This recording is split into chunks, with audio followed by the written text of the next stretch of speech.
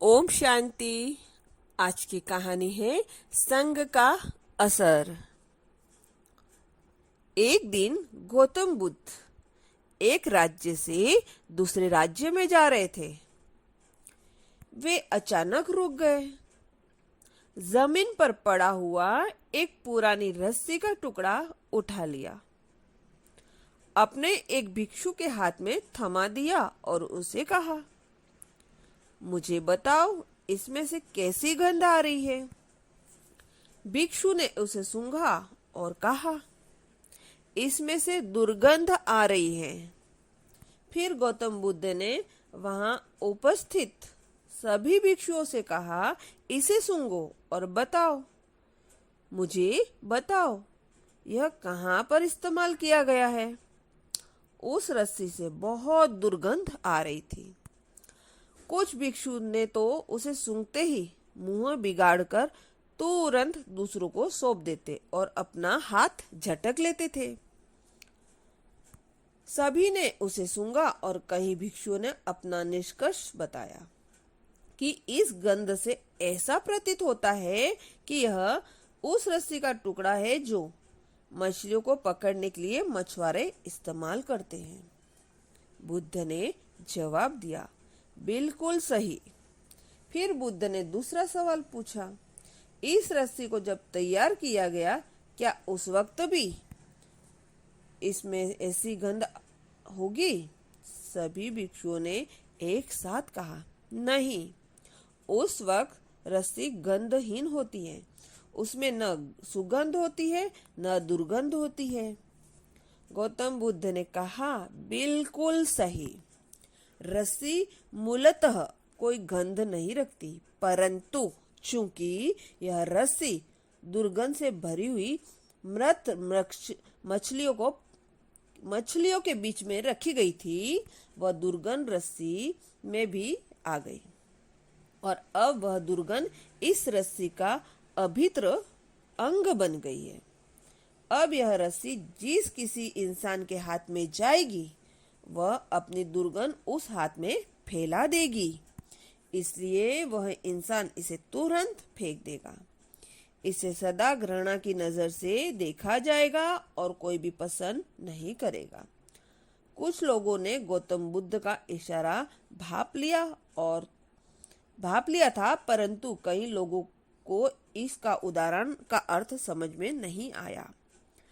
तब इसका अर्थ समझाते हुए बुद्ध ने कहा, इंसान के साथ भी यही होता है। अच्छी या बुरी आदतें लेकर कोई भी पैदा नहीं होता, परंतु वह अपने ही जीवन में यदि बुरे लोगों की संगत में रहता है, तब वे बुरी आदतें उसके अंदर प्रवेश कर जाती हैं। कोई कितना भी कोशिश करे, संग का असर लग जाता है। अगर इसके बाद भी हम उन आदतों में लगे रहे तो वे आदतें बहुत गहरी होकर हमारे व्यक्तित्व का एक अंग बन जाती हैं। इसके बाद उस आदतों से छुटकारा पाना बहुत ही कठिन हो जाता है।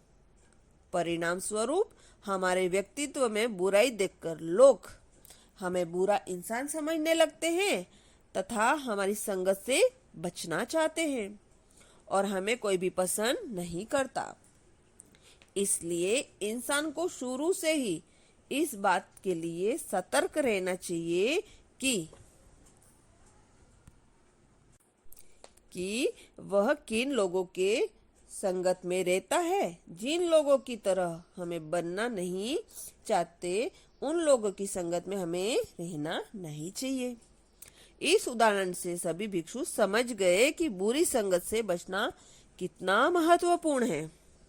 इसी तरह एक दिन गौतम बुद्ध ने रास्ते में पड़े हुए फटे हुए वस्त्र का टुकड़ा उठा लिया और एक भिक्षु को उसे सूंघने को कहा। भिक्षु ने उसे सूंघकर आश्चर्यचकित हो गया। उसने कहा, इसमें तो सुगंध आ रही है। जब बाकी भिक्षुओं ने उसे सूंघने के लिए कहा तो कहीं भिक्षुओं का चेहरा इसे सूंघते ही खिल गया। एक भिक्षु ने पूछा, वस्त्र तो गंधहीन होता है, फिर इसमें सुगंध कैसे आ रही है? इस पर बुद्ध ने जवाब दिया, इसमें अगरबत्तियां लपेटकर रखी गई थी। अगरबत्तियों के साथ होने की वजह से यह गंधहीन वस्त्र भी सुगंधित महक उठता है और इसे सभी पसंद करते हैं। इसी तरह इंसान भी अच्छे लोगों की संगत में रहकर उनके गुणों को और अच्छाइयों को देख देख कर उसके गुण और अच्छाइयों का ग्रहण कर लेता है और इस तरह वे गुण उसके व्यक्तित्व का एक हिस्सा बन जाते हैं और अच्छे गुण रखने वाले लोगों के साथ सभी अच्छा रहना पसंद करते हैं। बुद्ध ने इस विषय को आगे समझाते हुए कहा, अच्छे या बुरे लोगों की संगति का असर धीरे धीरे मगर निरंतर से होता है। जैसे दो लोग जो पहाड़ पर चढ़ रहे होते हैं और उन दोनों को दो अलग अलग संग मिल जाए, जिससे वह संग पहाड़ के शिखर पर और बढ़ जा रहा है और दूसरा नीचे उतर रहा है। ऐसी स्थिति में क्या होगा? वे दोनों जो पहाड़ पर चढ़ने के लिए निकले थे, वे अपने अपने संग के साथ एक एक कदम आगे बढ़ते हैं।